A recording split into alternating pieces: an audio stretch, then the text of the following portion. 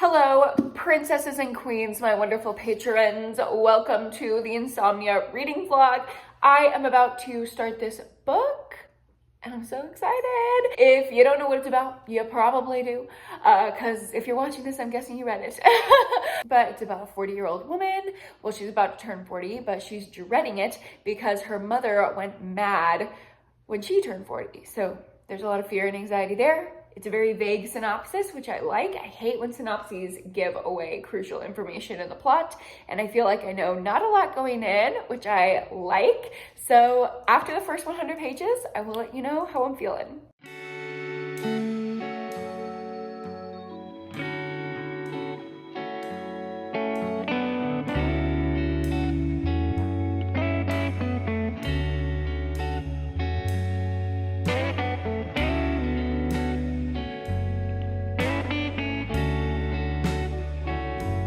Hello vlog, I am home from hanging out and I am a third of the way through Insomnia.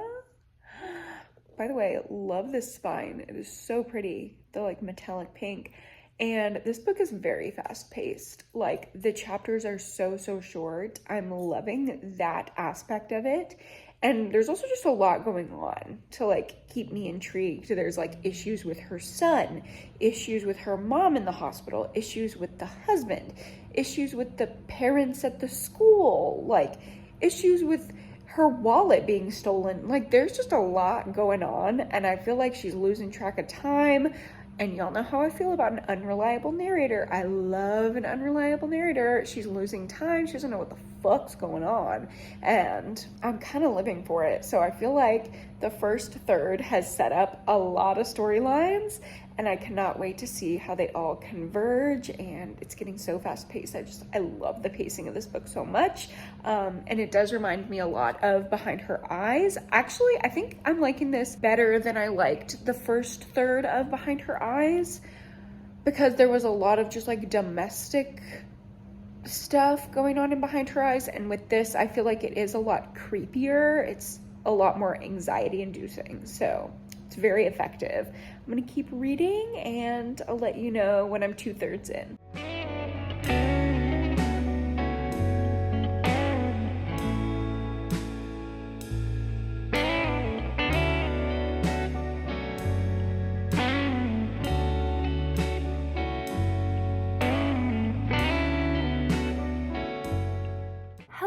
Vlog. It's actually been a couple days since I've seen you.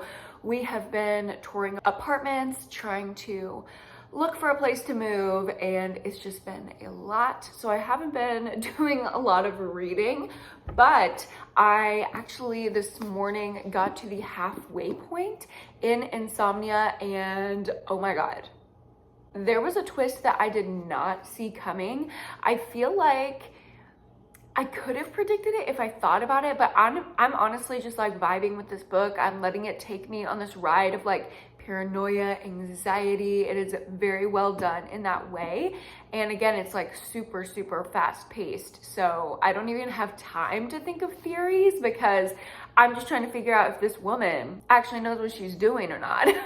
I love the unreliable narrator stuff because I feel like it's leading me away from even thinking about, you know, what could actually be happening. I'm still really liking it. We just had 2-ish, like maybe 1.5 big twists. So things are picking up. I really like it. I am going to, I think, try to binge the rest of it today and give you my final thoughts. Hello vlog, I'm back and my hair is looking so good, if I do say so myself. One of my friends cuts my hair and she just came over and refreshed my hair for my birthday next week, so it's looking so good. Oh my God, it looks so good. You guys, I'm obsessed with my hair. So yeah, sorry I didn't have any footage of that. I was like, honestly, I missed her. I hadn't seen her in a long time, so we were just catching up. But I do have an update on Insomnia because after I got my hair did, I read a little bit more, actually not a little bit more, a very significant amount more. I'm actually at the 80% mark right now, but I didn't want to just speed through to the 100% mark because I have things to say. I have thoughts. We just had a huge twist happen at the 80% mark, literally shook the house down. Houston, I'm fucking deceased. The one person that I've been like sus of the entire time I've been reading, and like I haven't been making theories, I've just been like, that person's kind of sus. That may be the culprit. That may be the culprit. So I'm feeling like, ooh, were my instincts correct? I don't know. It's so hard to trust anything because this character just doesn't know what the hell is going on, and she's the only lens that we're seeing things through. So then obviously I don't know what the hell is going on. And just the amount of gaslighting that's happening to our main character by like her husband, her boss, the police, like all these men just coming for her freaking life. It is so frustrating. I swear, I have like, I'm feeling those emotions, like the same emotions that I felt when I was reading like The Perfect Child. What is that other book that made me so mad? I know I have it. I'll never tell. That one made me so mad. I'm getting those same type of like, stop gaslighting my girl energy. And it's really, really aligning me with this main character and rooting for her and like making me want to believe her, even though I can't trust her, which is a very, very cool concept, just like psychologically to me. And yet again, all these fucking men gaslighting her. We cannot trust men in thrillers. Men in thrillers always make me so goddamn mad. I hate every single man in this book, and I just know this is a man. Obviously, this isn't a fucking spoiler, so don't come for me. But I just know a man is behind this. I just know it. All right, I'm gonna go really quickly finish this. It is so fast-paced, y'all. I swear I'm gonna read the rest of the 20% in like 15 minutes, and I'll be back to give you final thoughts. All right, hello. I am 100% done with Insomnia by Sarah Pinborough, and I'm going to give this book 4 stars. I cannot wait to go back through the Discord and read all y'all's thoughts because I have so many spoiler things I want to talk about, but obviously this isn't a spoiler vlog. I'll just say this could have been a 5-star. There were just a few nitpicky things that like specifically I don't like when thrillers do that like I couldn't give it the 5 and I had to lower it down to a 4. The first thing is like the evil monologue from the villain. Like once we find out who the villain is and they give this like long drawn out evil monologue, I don't like that. It gets very cartoony. I don't like that. And I also don't like when there are loose ends that seem like a big part of the plot for a long part of the book, and then by the end when the reveal happens, those loose ends just like didn't get tied up.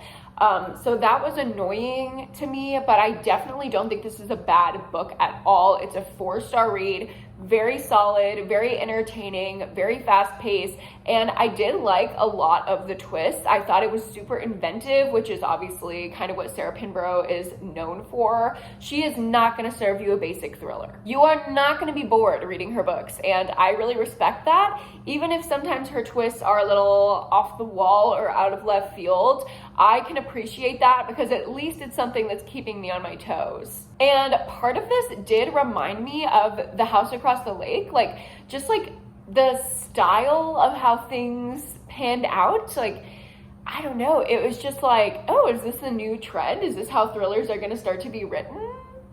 I don't know, something to think about. Also something to think about was the discussions that were brought up at the end of this book and just like the overall theme of the book. It kind of had a moral that it tied up with at the end, which I do like for a thriller. It's not just like, oh, read this crazy story, okay, and what? There was actually like a takeaway, I felt like, at the end of the story, and it was kind of a psychological discussion, which obviously I enjoyed. So final thoughts are, this is a really solid thriller. It had a couple nitpicky things that annoyed me, but overall, I highly recommend it. I think a lot of people are going to enjoy this one. All right, queens, that is it for this vlog. You can go ahead and see the rest of it in a week or so. See you then.